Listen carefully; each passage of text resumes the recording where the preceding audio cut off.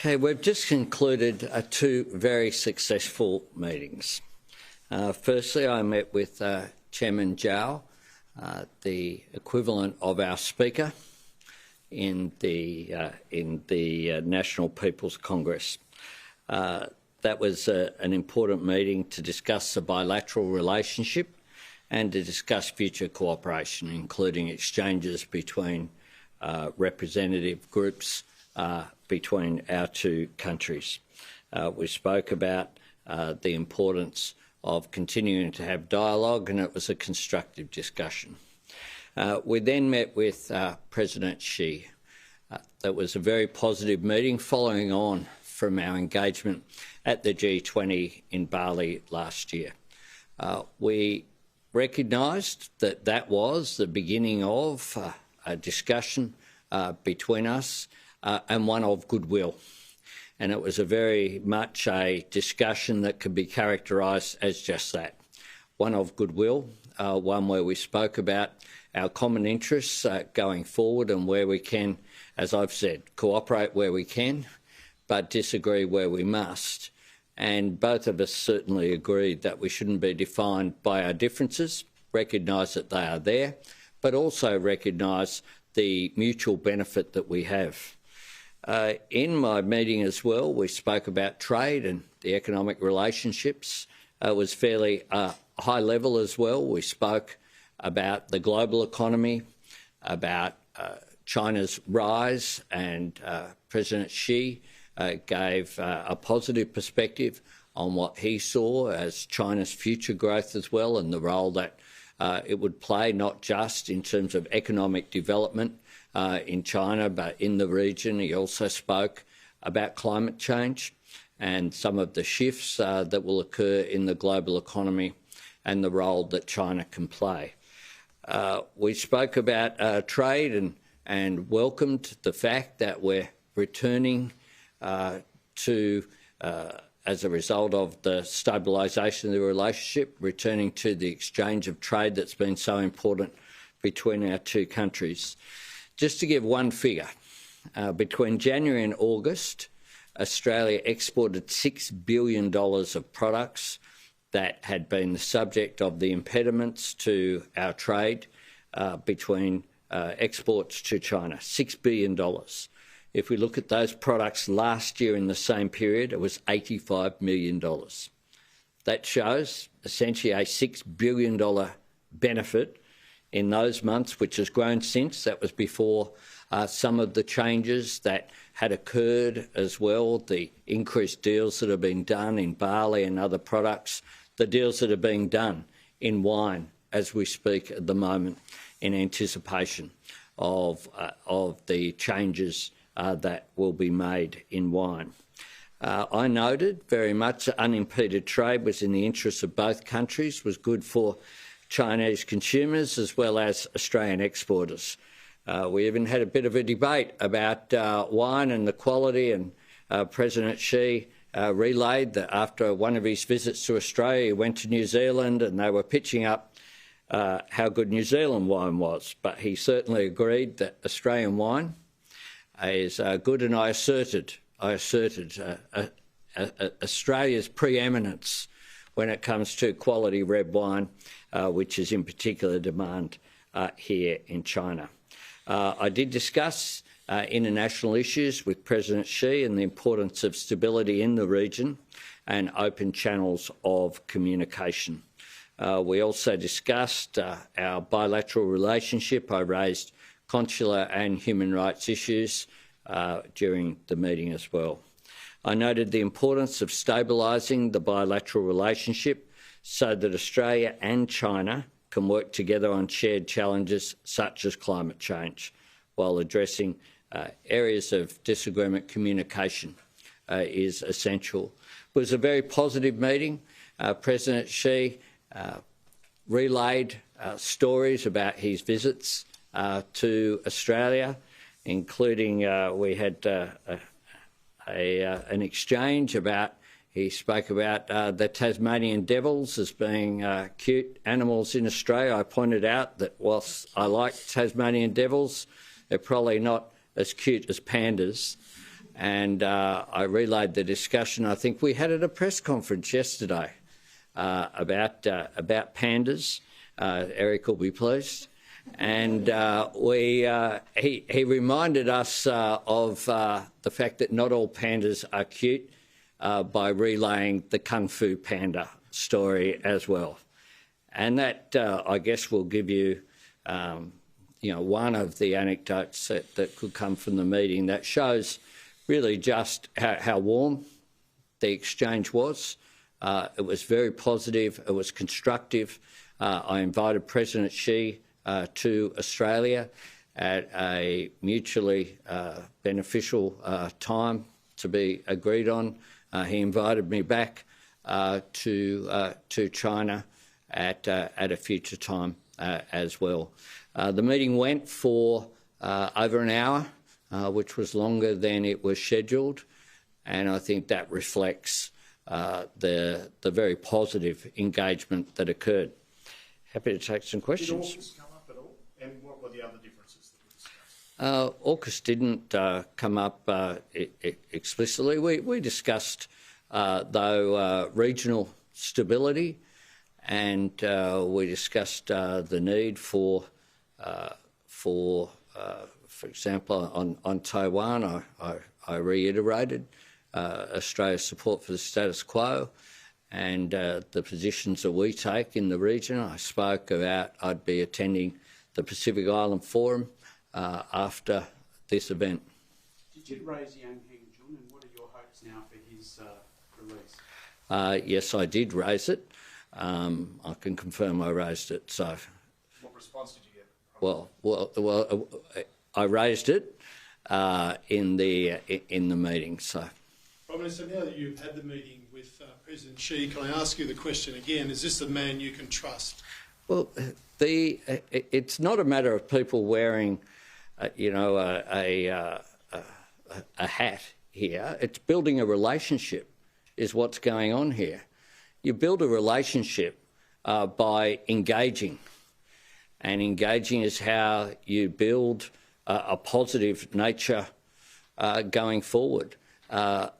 President Xi, as I said earlier today, when asked, I have had no reason for any of the things that he has committed to me, whether in meetings or other discussions that we've had one-on-one, have been honest and straightforward.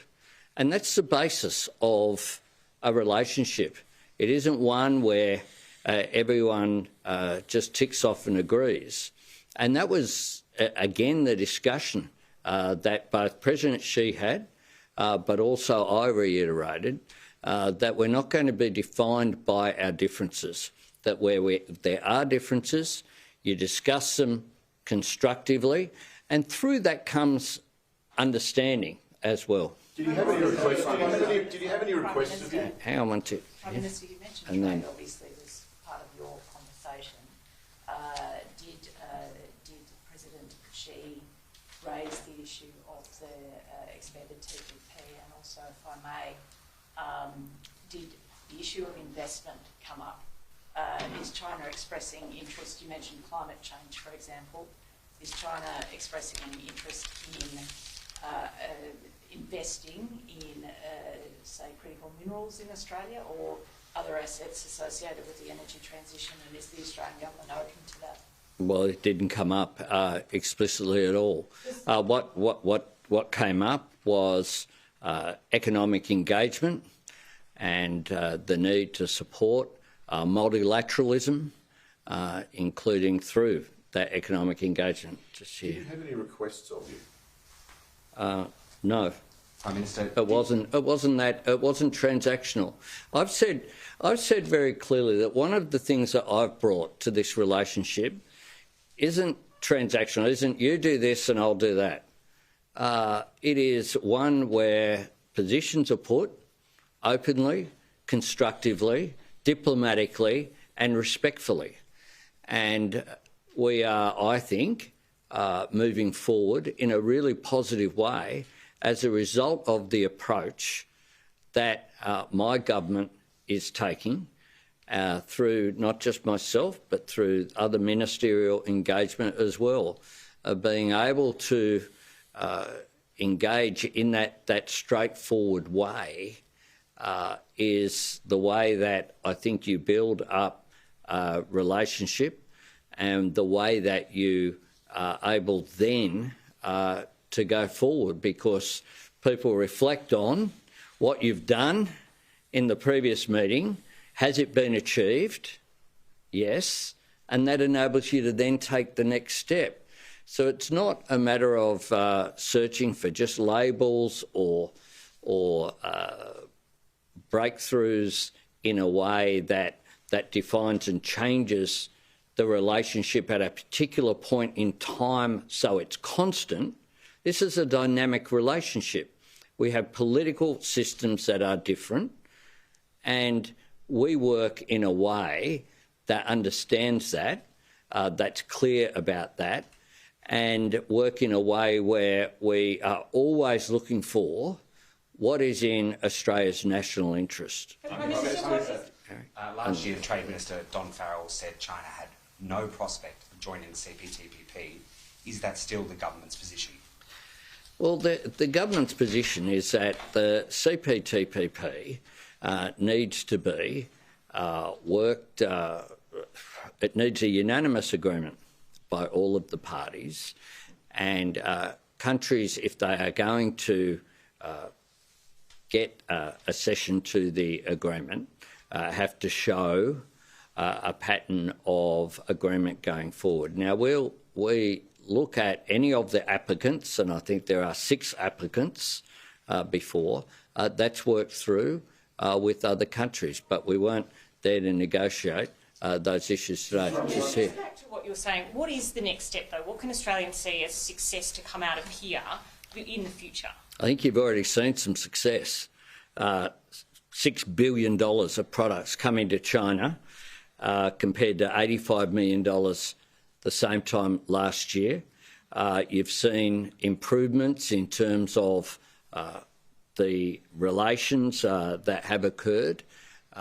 Chang Lei is in Melbourne with her family. You have seen increased students coming to Australia. You see increased airlines, an announcement every couple of weeks about them returning to Australia. This is about Australian jobs. This is about Australian jobs and Australia's economic interests, but it's also about our national security interests. We have an interest in there being dialogue and in there being understanding. And one of the things that I raised, again, I went back to my Shangri-La speech that I gave, where I spoke about guardrails and military-to-military cooperation between the United States and China. That's important. And I'm certainly hopeful that at future summits, if the meeting goes ahead that's being proposed between President Biden and President Xi, that will be one of the positive things that can come out of it. Charles. China has previously outlined 14 grievances with Australia. Do those grievances still exist? Did they come up, and what's your government's response to them? We respond to no, those issues were not raised. We act in Australia's national interest, and what we have done is continue to put forward Australia's position in a principled way, in a clear way, but in a way as well that hasn't sought to amplify differences in order to score a political point. We have maintained all of the positions that we have held. Hang on. You mentioned their guardrails.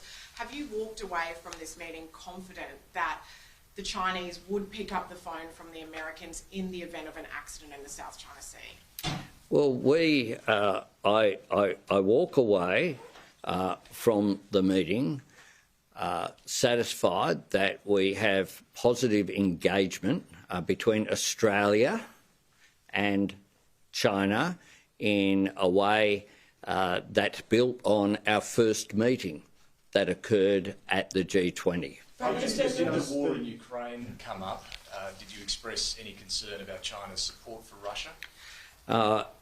The conflict in the world was raised, and I certainly expressed concern about the impact of conflict in the world on that in the context, trying to be accurate here about the context in which these issues were raised was the conflict that's there in the world, both Russian invasion of Ukraine, the Middle East conflict, of the need for peace and security in our region. So that was the context. Prime Minister, toward the end of his remarks, President Xi talked about a comprehensive strategic partnership with Australia. What exactly does that mean? Is there some formality that the Chinese side want to move on to in the relationship with Australia out of this? I think he was referencing the existing partnership. Yeah, that was there for... that's how I understood it. That's been there. That was certainly the context in which I took it. Will?